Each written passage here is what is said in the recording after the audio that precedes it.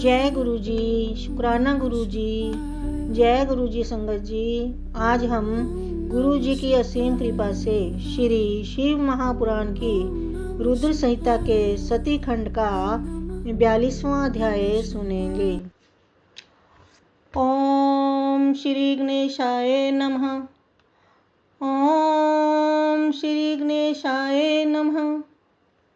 गुरुर्ब्रह्मा गुरुर्विष्णु गुरुर्देवो महेश्वरः।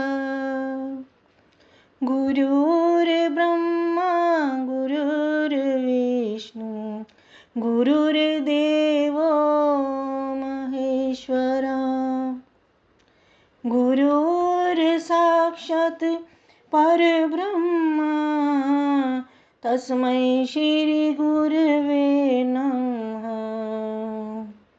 गुरुर्साक्षात् परब्रह्म तस्मै श्री गुरवे नमः।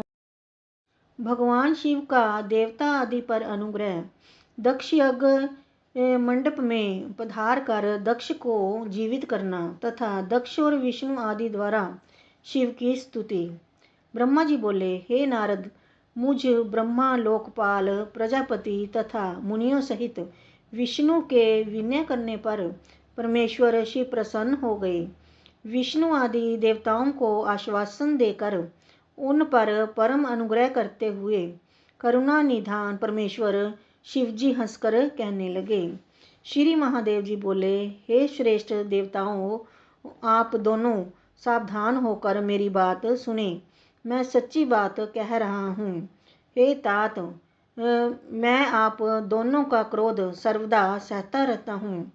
बालकों अर्थात अज्ञानियों के द्वारा किए गए अपराध का मैं ना तो वर्णन करता हूँ और ना ही चिंतन ही करता हूँ। इस पर भी मेरी माया से भ्रांत प्राणियों के शिक्षणार्थ ही मैं दंड धारण करता हूँ। दक्ष के यज्ञ का विध्वंस मैंने कभी नहीं किया है। दक्ष स्वयं ही दूसरों से द्वेष करते हैं। दूसरों के प्रति जैसा व्यवहार किया जाएगा वह अपने लिए ही फलित होगा। अतः दूसरों को कष्ट देने वाला कार्य कभी नहीं करना चाहिए। जो दूसरों से द्वेष करता है वह द्वेष अपने लिए ही होता है। दक्ष का मस्तक जल गया है, इसलिए इनके सिर के स्थान में बकरे का सिर जोड़ दिया जाए। भग देवता मित्र की आंख से यज्ञ का भाग देखें। हे तात, पूषा नामक देवता जिनके दांत टूट गए हैं, यजमान के दांतों से भली भांति पीसे हुए अन्न का भक्षण करें। यह मैंने सच्ची बात बताई है।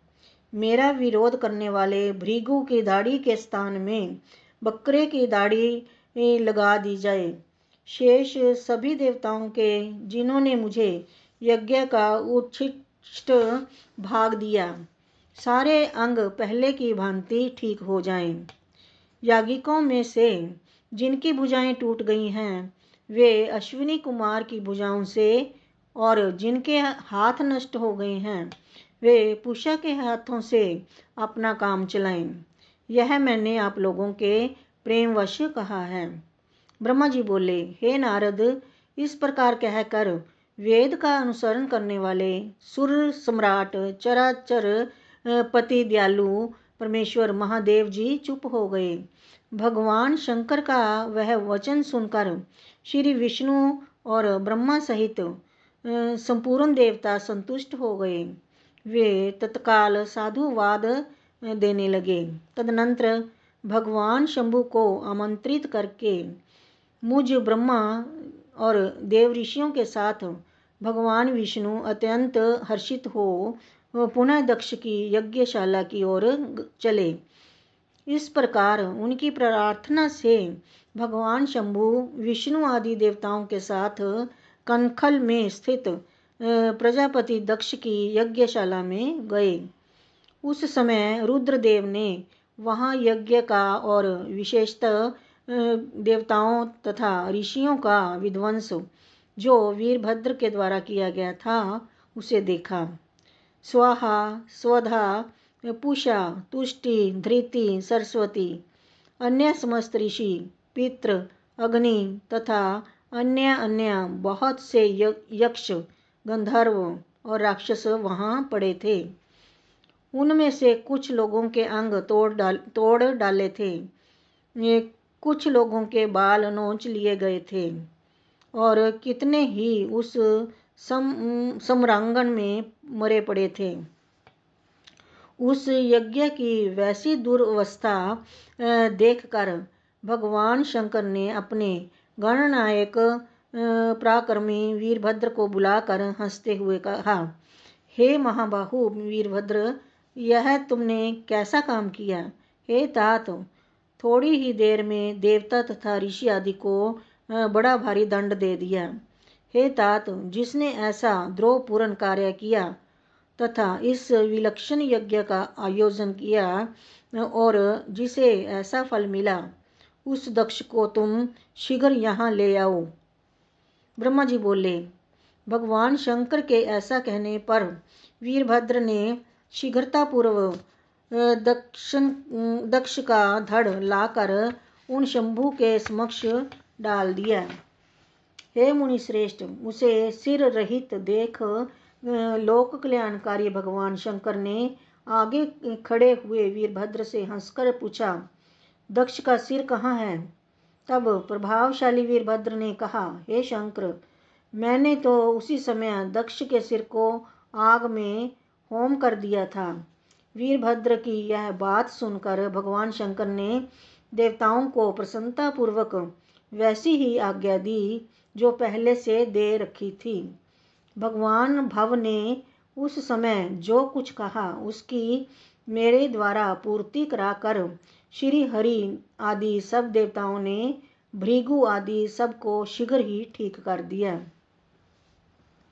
तदनंतर शंभु के आदेश से प्रजापति दक्ष के धड़ के साथ सविनयी पशु बकरे का सिर जोड़ दिया गया।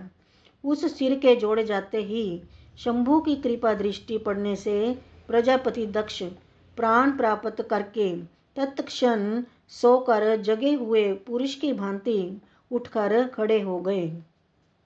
उठते ही दक्ष ने प्रसन्नचित होकर प्रेम पूर्वक अपने सामने करुणानिधि भगवान शंकर को देखा। पहले महादेव जी से द्वेष करने के कारण उनका अंतकरण मलिन हो गया था, परंतु उस समय शिवजी के दर्शन से वे तत्काल शरद ऋतु के चंद्रमा की भांति निर्मल हो गए।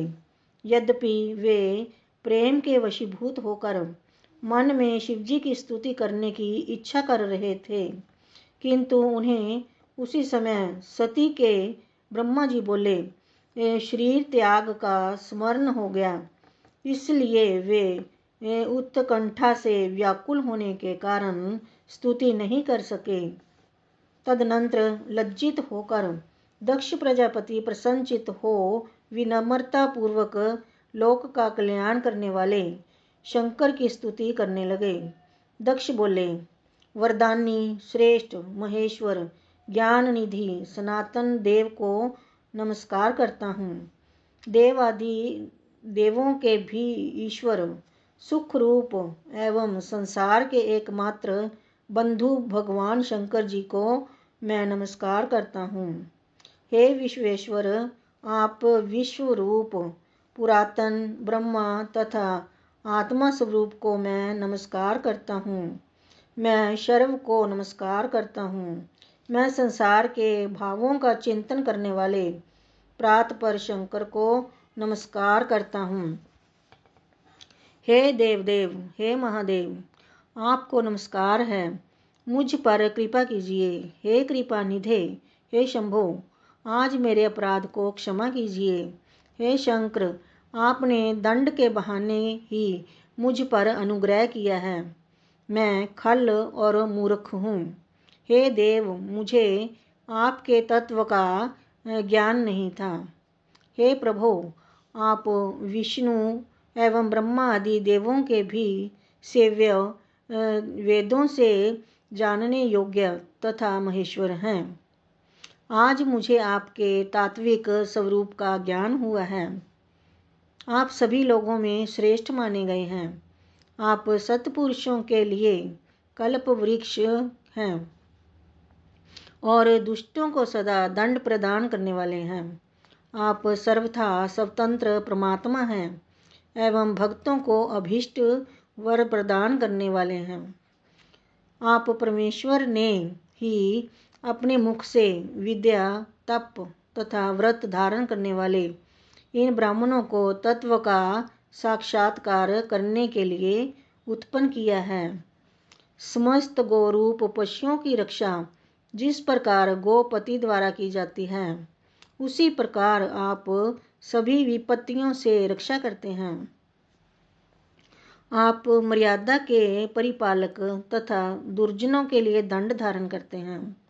हे भगवान, मैंने अनेक प्रकार के कटु वचन रूपी बाणों से आप परमेश्वर को बींध डाला था, फिर भी अत्यंत क्षीण आशा वाले उन देवताओं सहित मुझ पर आपने दया की है।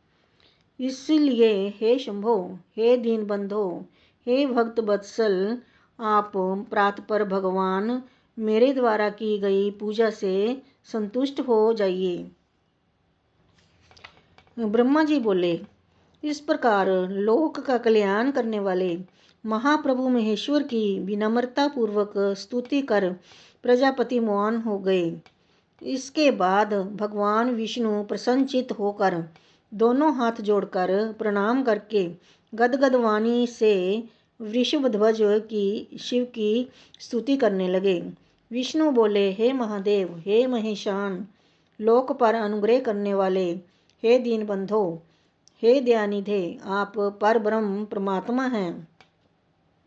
हे प्रभो, आप सर्वव्यापी स्वतंत्र हैं। आकाश यश वेदों से जाना जा सकता है। आपका यश वेदों से ही जाना जा सकता है। आपने हम लोगों पर कृपा की है, उससे हम लोग कृतकृत्य हो गए। हे महेश्वर, इस मेरे भक्त दुष्ट दक्ष ने पूर्व में आपकी जो निंदा की है, उसे आप आज क्षमा कीजिए, क्योंकि आप निर्विकार हैं। हे शंकर, मैंने भी मूर्खतावश आपका अपराध किया है, जो दक्ष के पक्ष से आपके गण वीरभद्र के साथ युद्ध किया। हे सदाशिव, आप मेरे स्वामी हैं, आप परब्रह्म हैं, मैं आपका दास हूँ। आप सभी के पिता हैं, इसलिए आपको हम सबका पालन करना चाहिए। ब्रह्मा जी बोले, हे देवदेव, हे महादेव, हे करुणा सागर, हे प्रभो, आप स्वतंत्र परमात्मा परमेश्वर अद्वय तथा अविनाशी हैं। हे ईश्वर, हे देव, आपने मेरे इस पुत्र पर अनुग्रह किया है। अब आप अपना अपमान भूलकर दक्ष के यज्ञ का उद्धार कीजिए। हे देवेश, अब आप प्रसन्न हो जाइए और अपने सभी प्रकार के शापों से इसका उद्धार कीजिए। आप ज्ञानवान ही मुझे प्रेरणा देने वाले हैं और आप ही निवारण करने वाले हैं। हे महामुने, इस प्रकार परमात्मा महेश्वर की स्तुति करके दोनों हाथ जोड़कर मैंने अपने मस्तक को झुकाकर उन्हें प्रणाम किया।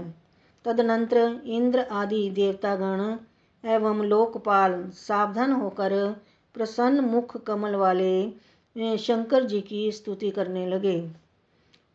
उसके बाद अन्य सभी देवता, सिद्ध, ऋषि एवं प्रजापति गण भी प्रसन्नता के साथ शिवजी की स्तुति करने लगे।